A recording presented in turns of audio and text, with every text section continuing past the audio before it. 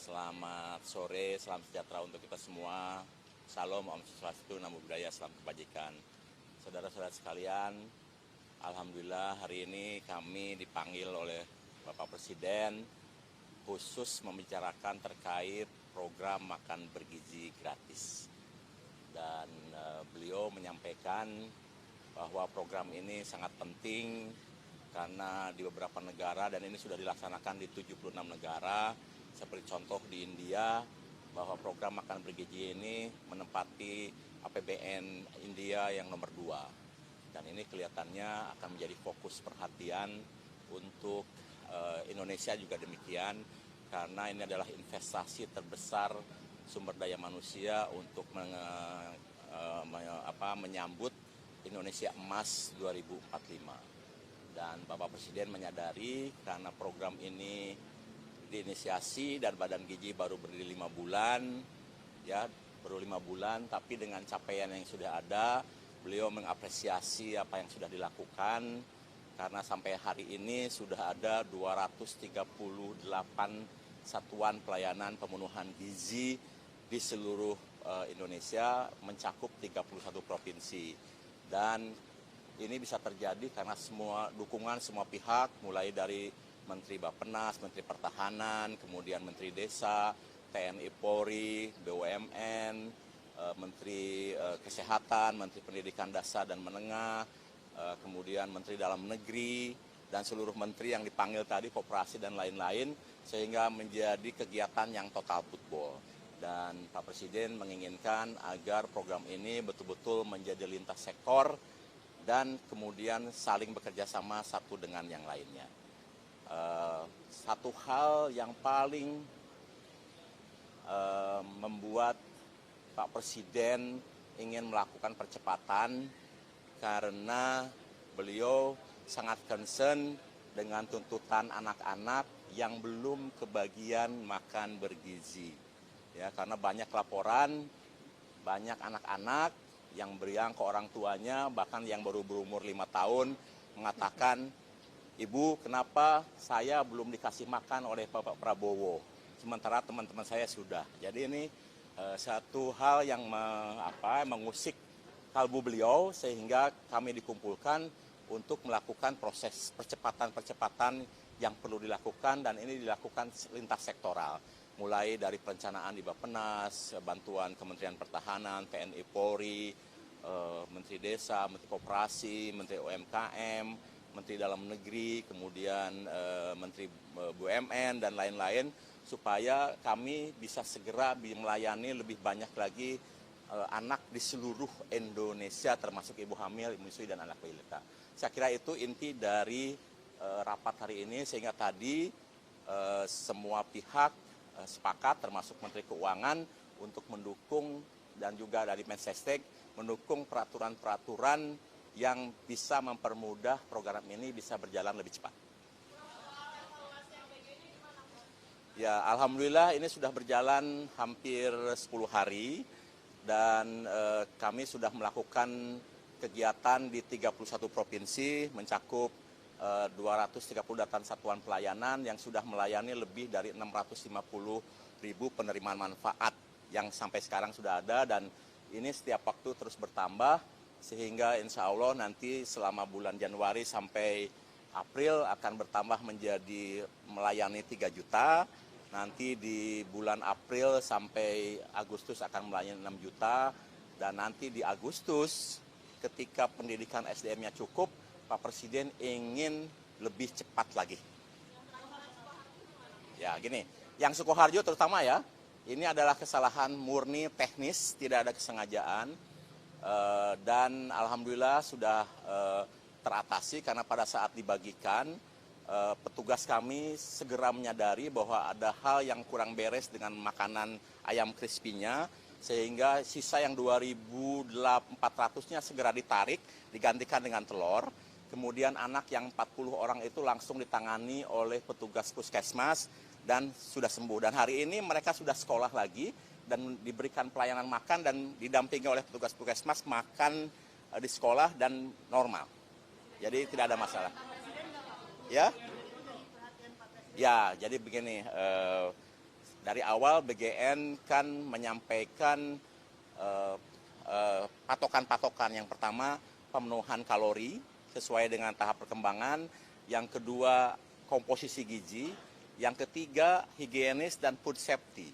Jadi ini dari awal memang sudah menjadi concern kami, sehingga program ini tidak bisa leluasa dikerjakan oleh siapa saja dan harus ada pegawai yang cepat tanggap dan reaksinya cepat, sehingga kejadian di Sukoharjo itu hanya berlangsung sebentar saja dan segera mengganti menu yang kurang baik, sehingga Pak Presiden apresiasi untuk hal itu dan beliau menilai ini hal yang bisa saja terjadi kapan saja. Dan terus terang selama kami melakukan proses uji coba selama setahun itu belum pernah terjadi karena proses yang kami lakukan benar-benar tertib dan waktu itu memang tidak di cover media. Sekarang ini kan seluruh di cover media dan alhamdulillah segala sesuatunya bisa teratasi dengan cepat.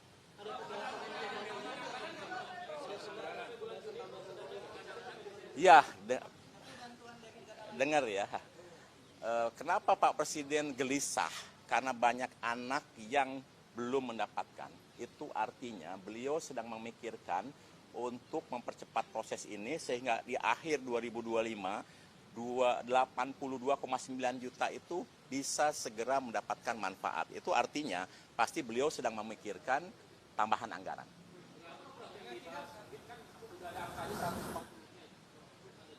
Gini, kalau dari hitungan Badan Gizi, kalau tambahan itu terjadi di September, sebetulnya 100 triliun sudah cukup untuk memberi makan 82,9 juta.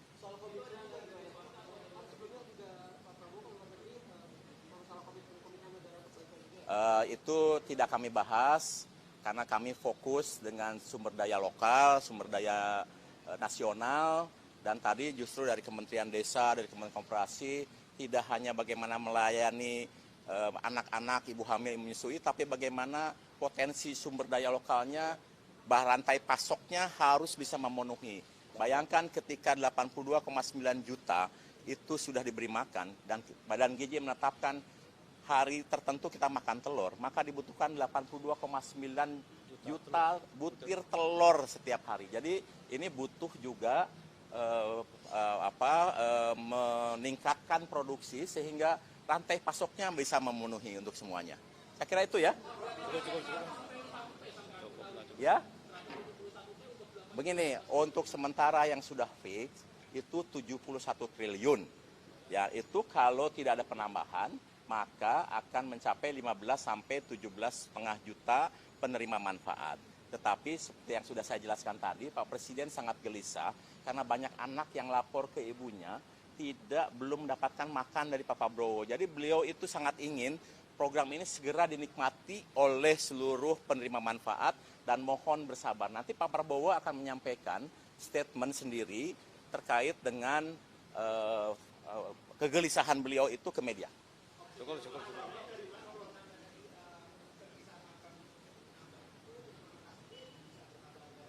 Ya, otomatis ketika beliau punya keinginan untuk menggapai seluruh penerima manfaat, otomatis anggaran akan bertambah dan tadi Menteri Keuangan kelihatannya menyampaikan semua sangat tergantung kepada Presiden. Wah, itu nanti enggak. Kita tidak membahas hal yang lain-lain. Tadi kita hanya membahas terkait dengan APBN, kemudian dana kontribusi pemerintah daerah, kontribusi BUMN, kontribusi berbagai kementerian terkait dengan pembinaan potensi sumber daya lokal dan lain-lain. Kita tidak membahas hal-hal yang lain-lain. Itu fokus di situ. Ya, gini. Badan Gizi menempatkan satu ahli gizi di setiap satuan pelayanan pemenuhan gizi. Dan mereka dari awal sudah harus mendeteksi kebutuhan-kebutuhan khusus apa yang ada di setiap satuan pelayanan. Contoh ya, di Warung Kiara seperti Bojongkoneng ada satu anak masing-masing yang fobia nasi. Itu diperhatikan. Kemudian kami sekarang sudah melayani SLB. Itu pun juga kebutuhan menunya diperhatikan oleh ahli gizi. Kemudian kami dapat laporan dari Papua bahwa banyak yang alergi, maka alerginya kita identifikasi supaya tidak diberikan makanan yang menimbulkan alergi. Saya kira itu mungkin Pak Menteri Bappenas. Pak Menteri Desa. Cukup. Ya, Pak Menteri mungkin. Begini, untuk hal yang terkait dengan bantuan luar negeri, pembiayaan lain, kami tidak bahas. Karena kami fokus bagaimana agar seluruh anak dan penerima manfaat segera mendapatkan makan bergizi, karena itu kegelisahan yang paling besar, banyak yang iri dan ingin segera mendapatkan manfaat.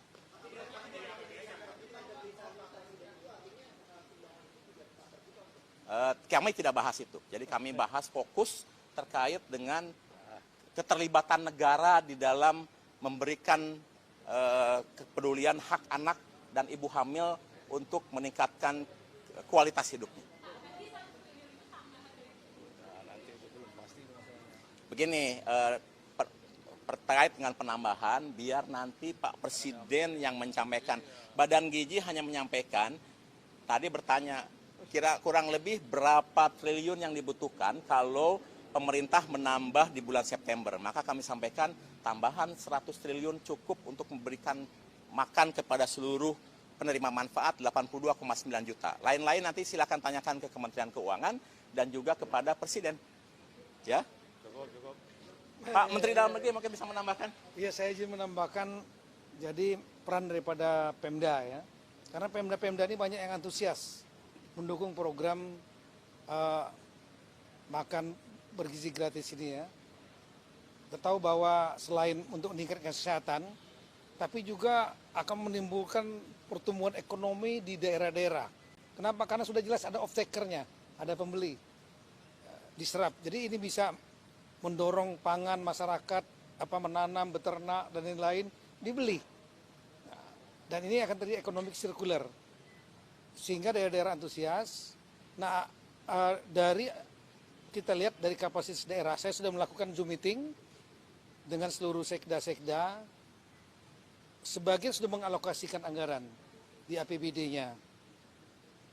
Dan untuk tahun 2025 ini, lebih kurang kontribusi daerah yang mau menyumbang, bukan menyumbang, maksudnya mau ikut berpartisipasi, itu lebih kurang 2,3 triliun rupiah.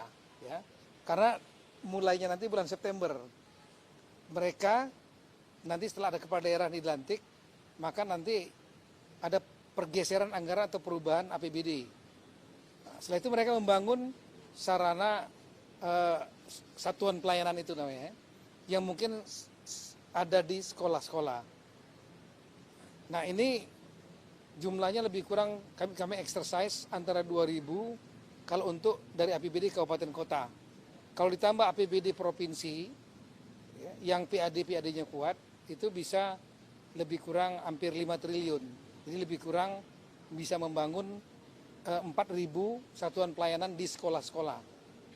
Nah, tadi tinggal apakah peran daripada Pemda membangun sarana satuan pelayanan dan kemudian mendorong masyarakat untuk memproduksi pangan, ternak untuk suplai, atau yang kedua, daerah-daerah ini juga menyaluran anggarannya ke sekolah, membuat infrastruktur, dan sekolah yang mengelola, komite sekolah misalnya. Tadi Bapak Presiden memerintahkan untuk kami berkoordinasi dengan Kepala Badan Gizi, titik-titik yang kira-kira belum menjadi target dari Badan Gizi, mungkin bisa di-cover oleh sekolah daerah-daerah di sekolah-sekolah itu.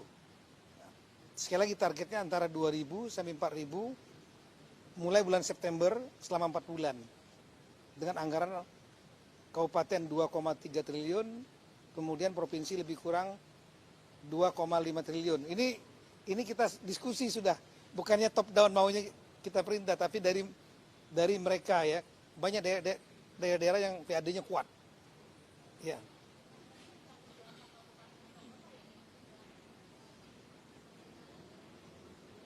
Eh, 415 kabupaten, ya, 93 kota, dan semua provinsi mau berpartisipasi.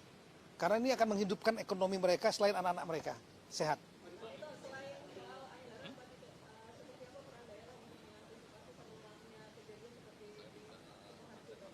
Ya. Ya tentu kalau bisa dilibatkan juga dari puskesmas, kan ada puskesmas di sana ya, yang kira-kira ya bisa mengawasi masalah higienisnya lah, kesehatannya. Tapi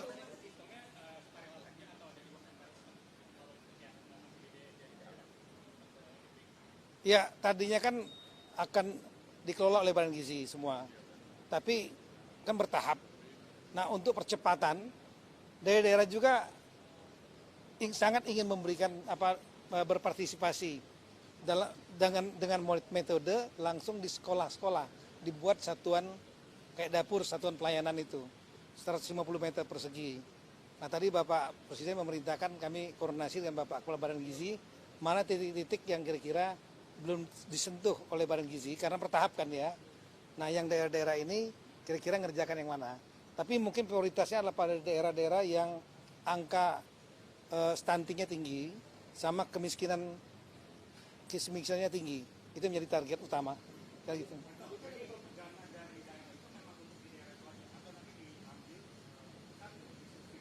Oh enggak, dari APBD-nya provinsi dihibahkan kepada kabupaten kota. Nah, ini kan targetnya SD. SD itu kan tanggung jawabnya dari kabupaten kota. Nanti kabupaten kota yang menyalurkan kepada sekolah. Yang mengelolanya sekolah, tapi nanti untuk masalah operasionalisasinya itu akan tetap di bawah kendali Badan Gizi yang memiliki ada SPPI, Satuan Pelayanan, juga ada petugasnya. Tapi juga akan dibantu pengawasan dari inspektorat kabupaten kota. Beda, tergantung dari PAD-nya masing-masing. Contoh misalnya Kabupaten Badung ya, itu PAD-nya kan 90% dari APBD-nya. Transfer pusat hanya 10%. Mereka punya anggaran hampir 10 triliun. Anak SD-nya ada 72 ribu. Mereka bisa mengcover semua malah. Mengcover semua, mengcover semua dari APBD cukup mereka. Ya, tapi ada juga yang PAD-nya kan rendah sekali. Seperti Indonesia bagian timur. Nah kalau ini mereka ya udah 500 anak-anak aja. Yang lainnya akan di cover oleh Badan Gizi Nasional.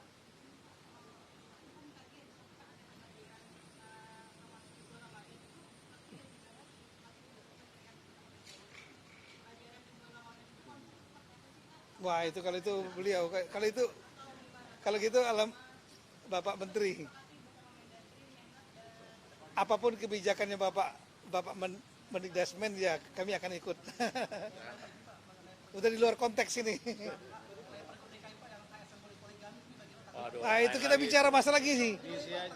Nanti besok saya besok Senin sore saya akan kunjungan ke DKI dalam rangka untuk dengan Menteri Perumahan masalah percepatan persetujuan bangunan gedung. Nah nanti kalau mau nanya ya di situ aja. Oh itu kok lah. Oke. Yes, ada yang kita kan menanyakan kesanggupannya. Mereka mau partisipasi, tapi kita tahu, kita punya data berapa APBD-nya, berapa PAD-nya. Minimal itu adalah 0,2% yang paling rendah itu 0,2% dari PAD itu untuk ngurusin 500 saja, 500 siswa SD. Nah yang lain otomatis saya lapor kepada Prof Dadan supaya di cover semua yang lainnya oleh Badan Gizi. Ya jangan dipaksakan kalau nggak mampu.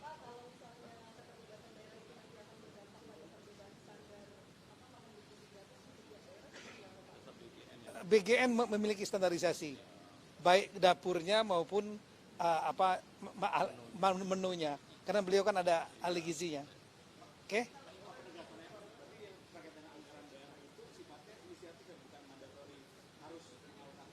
Enggak. Kita nggak mandatori, tapi mereka harus bawa yang ingin berpartisipasi. Kenapa? Satu, untuk kepentingan anak-anak, kesehatan anak mereka. Ya bagi kepala daerah terpilih kan ini kan naikin elektabilitas juga nih. Nyentuh langsung masyarakat di bawah. Yang kedua, mereka tahu bahwa ini akan bisa mendorong pertumbuhan ekonomi daerahnya. Maka mereka antusias. Saya kira itu. Itu nanti kita bahas lagi di Jakarta. Terlalu panjang. Kita bicara masalah ini aja dulu. Kalau pelantikan daerah nanti tunggu tanggal 22 dengan pendapat di DPR. Udah, keputusannya di situ. Udah buat judulnya aja, nanti keputusan kepala daerah tanggal 22 Januari di Raker DPR yang dihadiri oleh DPR, kemudian pemerintah, diwakili Mendagri, KPU, Bawaslu, DKPP. Nah, oke.